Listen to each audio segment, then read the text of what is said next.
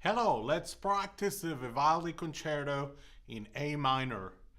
This is the third movement. So I had already made a video a little while ago with a slow playing, and that was at about 72 per quarter note.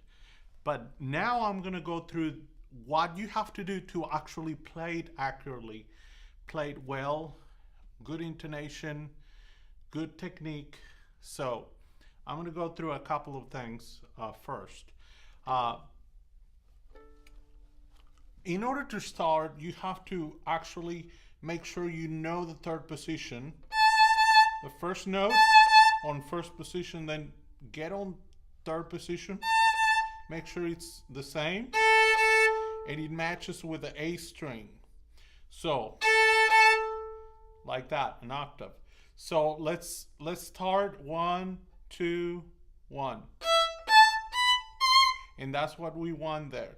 So place it, tune it on first position, tune it on third position. Okay, then stop, lift the finger, keep the hand there, and ready, and 1. And then later you have to go back to the first position and play the same note with the third finger. So,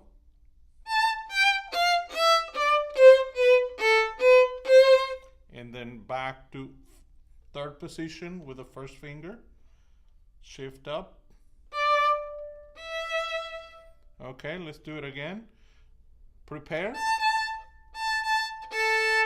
And then ready, and 1. Shift down, up, and stay there, because we're going to do the same thing but piano with less bow.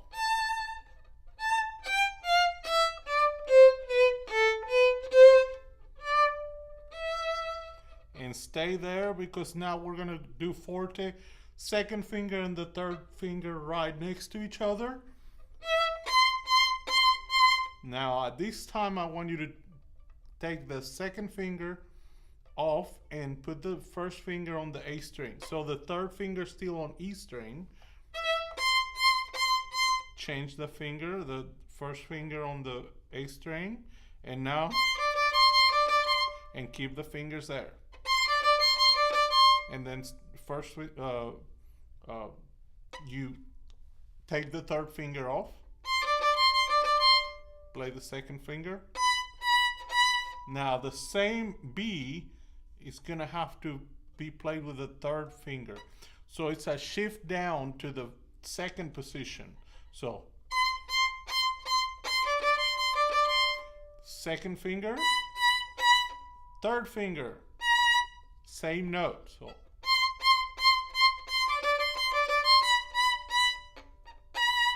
same note, and then first finger is on C,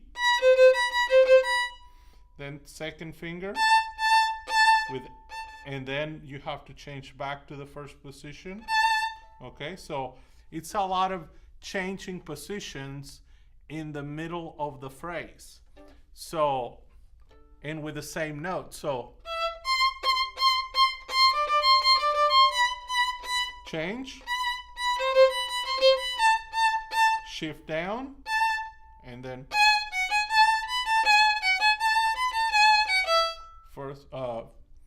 first you go back, third position, and here at the frog, and then now you can play it like this. Second finger and fourth finger, or you can do this: third finger, 4, and extend the finger for the harmonic. Okay, so second finger, or I like the first way better. So, second finger. That way you have a very solid fourth finger there, and it sounds very nice. So, and then back to the first position. So that's fourth, excuse me. But immediately, a little cute little phrase. So, and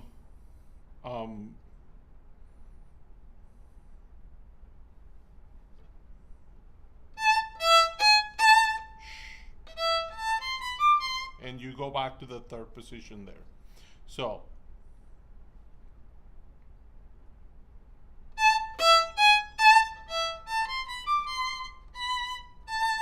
and back to the first position.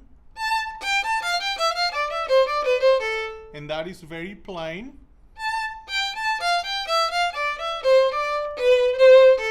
Notice that the position on the E string, you have the first finger, second finger, and third finger open like that, whole steps.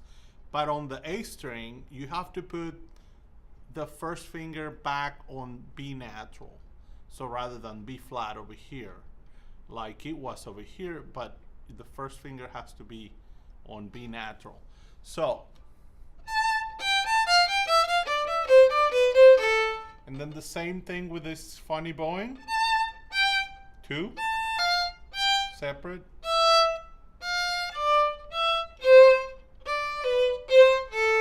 So you can learn it slower.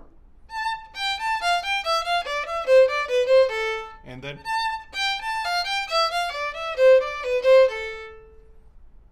so pretty good. So if you can do up to there, that would be a good day's practice probably, if you can get it just right there.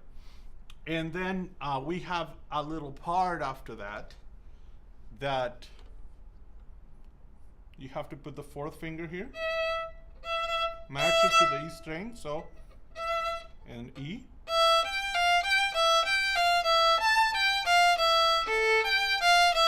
So you have to kind of do a lot of finger work there.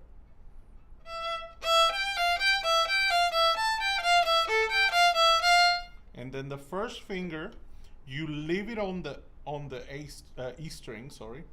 So,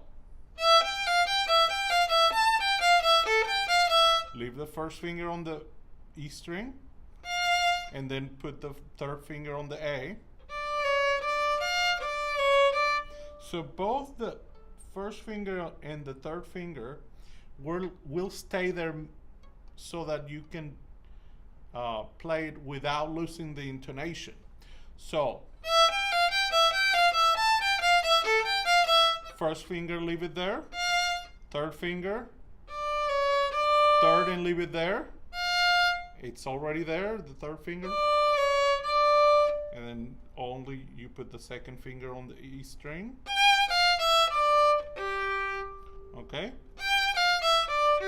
And here you put the third finger right between the A and the D string so that you can hit both of those strings on both D and G.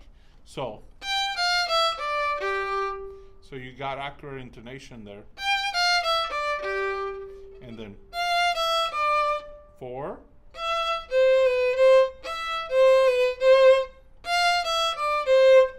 Same thing here. Second finger. So.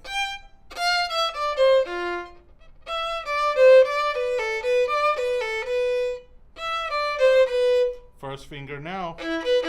So there's a lot of these fingers. So you can practice that if you want to do it. Kind of a weird song to do.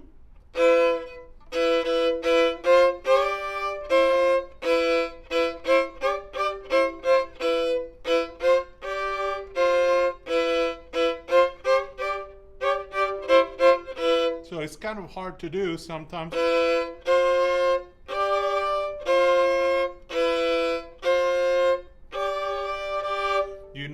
need to put it right in the on the spot. So so that's even for me it was kind of difficult.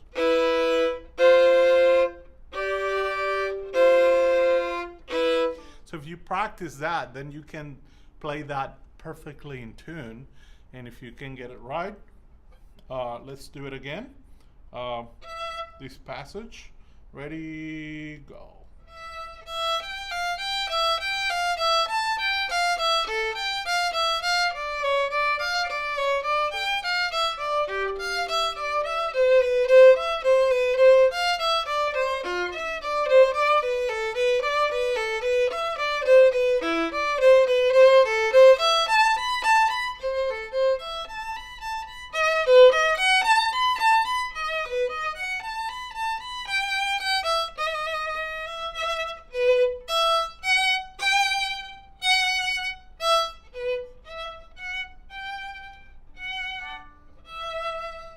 So if you can practice it that slow, that would be something that will help you.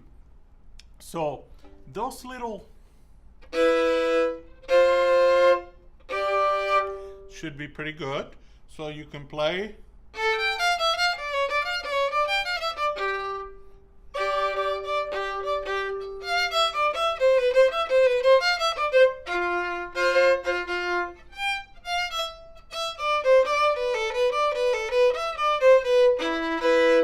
Those two.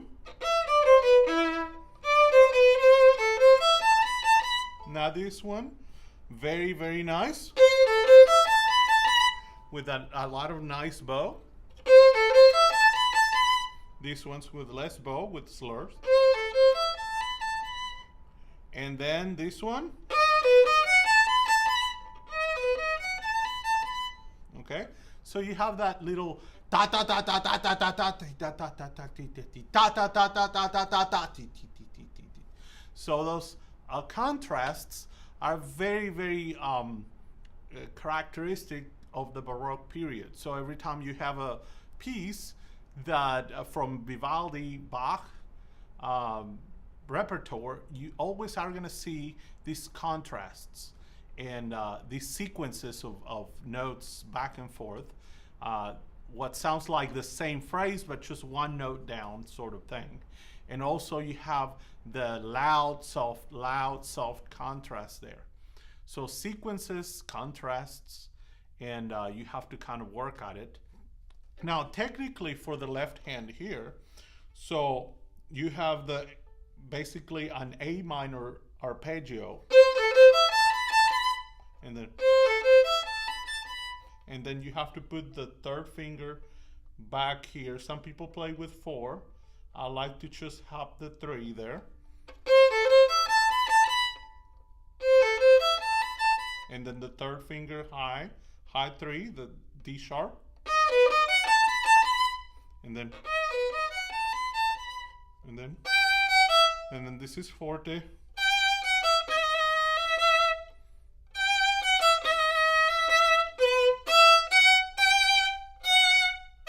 And then same phrase with piano. So that's the first page. I hope that helps practice this not so easy concerto. But it's not the most difficult one either. But if you can play this one magnificently in tune, accurately, and with all the rhythm right, it'll sound pretty good. So it's just as difficult to play this one correctly than to play, let's say, Mozart or even Tchaikovsky. So you have to just kind of get it right. Anyway, hope that helps. Till the next time, practice.